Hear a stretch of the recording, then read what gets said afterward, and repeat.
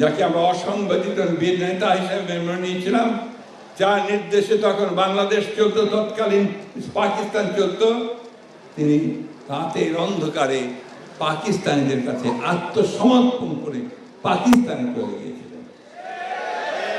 আওয়ামী লীগের সব নেতৃবৃন্দ তারা পালিয়ে ভারতে গিয়ে আশ্রয় নিয়েছিল, আর আমাদের লক্ষ কোটি মানুষকে অরক্ষিত রেখে কোন দিক নির্দেশনা না দিয়ে সেদিন তারা পালিয়ে গিয়েছিল।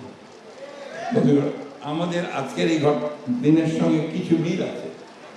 তাদের নেত্রী শেখ হাসিনাও জনগণের যখন তাড়া করেছে, জনগণ যখন তাদের পেছনে রুদ্ররোষে ছুটে গেছে, তখন তারাও সেদিন তাদের সেই দলের নেতা কর্মী সবাইকে অ্যাবান্ডন করে চুপ করে হেলিকপ্টারে করে ভারতবর্ষে গিয়ে আশ্রয় নিয়েছেন। মিল আছে না অনেক মিল আছে না। সেই অবস্থা যেন আমরা ভুলে যাচ্ছি, ভুলে যাওয়ার চেষ্টা করা হচ্ছে। বন্ধুগণ, যারা সেদিন সহযোগিতা করেছে, যারা সেদিন সে হত্যাযজ্ঞে সহযোগিতা করেছে, তারা এখন গলা ফুলিয়ে কথা বলে। আমি কারো নাম বলতে চাই না, বলতেও চাই না, তিক্ততাও সৃষ্টি করতে চাই না। ইতিহাস ইতিহাসই, ইতিহাস কেউ বিকৃত করতে পারবে না। বন্ধুগণ, সেই জন্য আজকের এই রাত্রিটি আমাদের কাছে অত্যন্ত কলঙ্কময় রাত্রি, দুঃখের রাত্রি। আমাদের বহু জ্ঞানী গুণী মানুষকে সেদিন ঢাকা বিশ্ববিদ্যালয়ে হত্যা করা হয়েছে, জগন্নাথ বিশ্ববিদ্যালয়ে হত্যা করা হয়েছে, পিলখানায় হত্যা করা হয়েছে, রাজারবাগে হত্যা করা হয়েছে। আর তারপরে এই রাতেই আমাদের সেই বীর নেতা, যাকে বলা হয়েছিল আওয়ামী লীগের পক্ষ থেকে অখ্যাত মেজর, সেই দিন তিনি সেই কালুরঘাট চট্টগ্রাম থেকে পাকিস্তান সেনাবাহিনীর বিরুদ্ধে বিদ্রোহ ঘোষণা করে তিনি যুদ্ধ শুরু করেছিলেন। আর তাদের নেতা, যাকে আমরা অসংগঠিত বীর নেতা হিসেবে মেনে নিয়েছিলাম, যার নির্দেশে তখন বাংলাদেশ চলত, তৎকালীন পাকিস্তান চলত, তিনি রাতের অন্ধকারে পাকিস্তানিদের কাছে আত্মসমর্পণ করে পাকিস্তানে চলে গিয়েছিলেন। আওয়ামী লীগের সব নেতৃবৃন্দ তারা পালিয়ে ভারতে গিয়ে আশ্রয় নিয়েছিল, আর আমাদের লক্ষ কোটি মানুষকে অরক্ষিত রেখে কোন দিক নির্দেশনা না দিয়ে সেদিন তারা পালিয়ে গিয়েছিল। আমাদের আজকের এই দিনের সঙ্গে কিছু মিল আছে।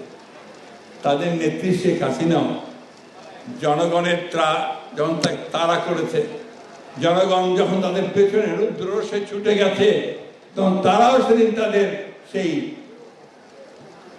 দলের নেতা কর্মী সবাইকে অ্যাবান্ডন করে চুপ করে হেলিকপ্টারে করে ভারতবর্ষে গিয়ে আশ্রয় নিয়েছেন।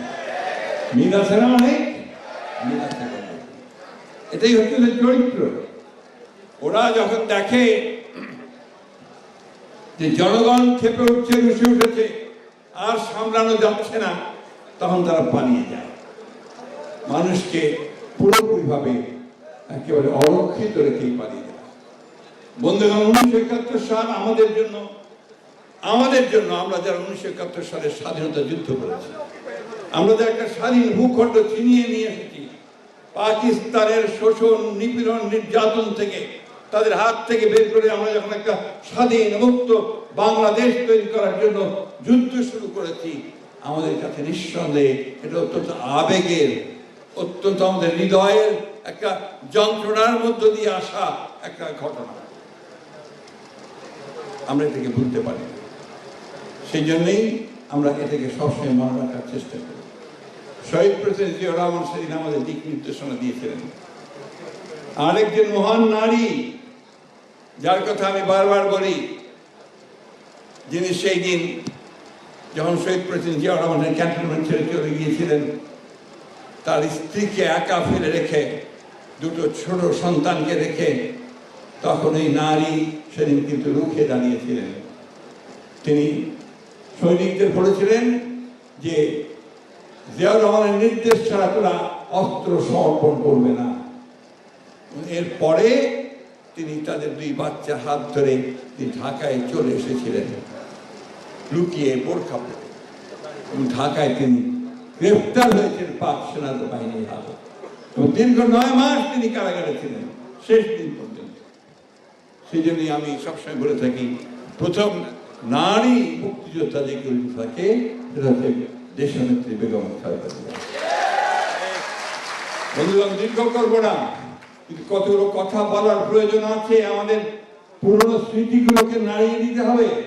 আজকাল জেনারেশন জানে না অনেকগুলো কথা। কত বড় ধৃষ্টতা তাদের যে তারা জিয়াউর রহমানকে নিয়ে পর্যন্ত প্রশ্ন করে। ধিক্কার তাদেরকে, যারা নিজের ইতিহাস জানে না, তারা জনগণের জাতির কোনো কল্যাণও করতে পারবে না। ইতিহাস জানতে হবে। আজকে একটা ভিন্ন প্রেক্ষিতে এই আমাদের স্বাধীনতা দিবস পালন করতে হচ্ছে। জিয়াউর রহমান সেই মানুষ যিনি সেনা কন্টনমেন্ট থেকে এসেছিলেন, সৈনিক ছিলেন। তার তো গণতন্ত্র দেওয়ার কথা ছিল না, তার তো মিডিয়াকে স্বাধীনতা দেওয়ার কথা ছিল না। যাদের দেওয়ার কথা ছিল তারা দেয়নি।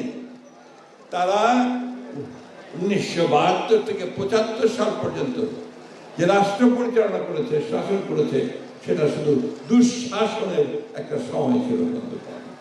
সেদিনও 30,000 সৈনিক, যুবক, ছাত্রকে হত্যা করা হয়েছিল। সেদিনও সমস্ত পত্রিকা বন্ধ করে দেওয়া হয়েছিল। একদলীয় শাসন ব্যবস্থা বাকশাল প্রতিষ্ঠা করা হয়েছিল। এটা বারবার বলতে হবে, বারবারই কথা বলতে হবে, মনে করতে হবে। আওয়ামী লীগ কখনোই গণতন্ত্র বিশ্বাস করত না।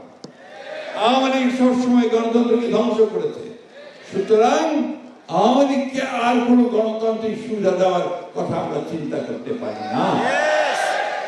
বন্ধুগণ, জিয়াউর রহমান অতি অল্প সময়ের মধ্যে এই দেশে, যেটা খসরু সাহেব বলেছেন, তিনি সংস্কার করেছেন।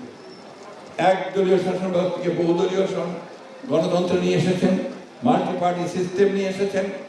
তিনি মিডিয়ার স্বাধীনতা দিয়েছেন, সমস্ত পত্রিকাগুলোকে খুলে দিয়েছেন, একটা গণতান্ত্রিক চর্চা শুরু করেছেন। তিনি অর্থনীতিতে বহুমাত্রিক অর্থনীতি সৃষ্টি করেছেন, অর্থাৎ বেসরকারি মালিকানাকে নিয়ে এসেছেন, মুক্ত বাজার অর্থনীতি তিনি শুরু করেছেন, রিফর্ম নিয়ে এসেছেন। রিফর্মের শুরু তো শহীদ প্রেসিডেন্ট জিয়াউর রহমানের হাত থেকে। আজকে যারা রিফর্ম বলছি আমরা, আমাদের মনে রাখতে হবে যে রিফর্মের প্রথম শুরু করেছেন শহীদ প্রেসিডেন্ট জিয়াউর রহমান।